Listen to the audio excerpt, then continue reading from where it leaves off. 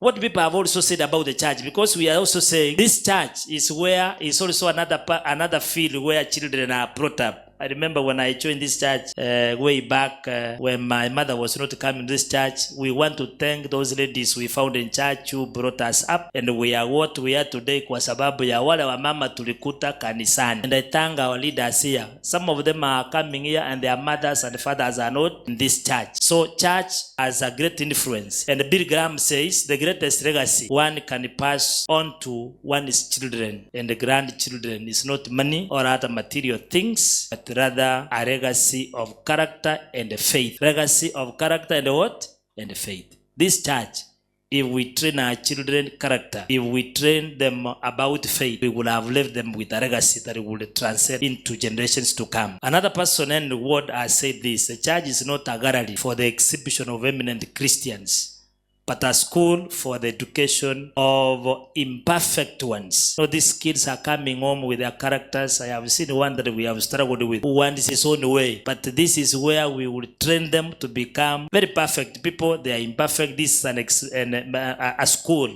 This is a school for the education of these imperfect ones, the children who have been entrusted into our care.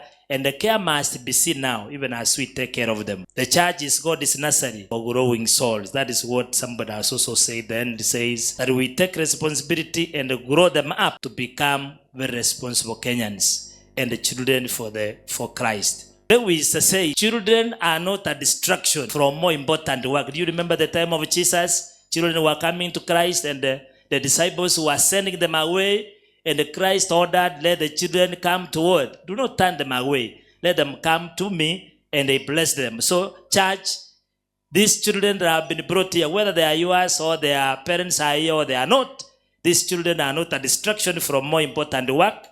They are the most important work. So we have a responsibility as a church. The children are not a distraction. Even when they wanafanya makosa ya hapa, they are not a distraction. They are the most important work, and as a church, we must prepare and plan on how to grow them to become a generation for Christ.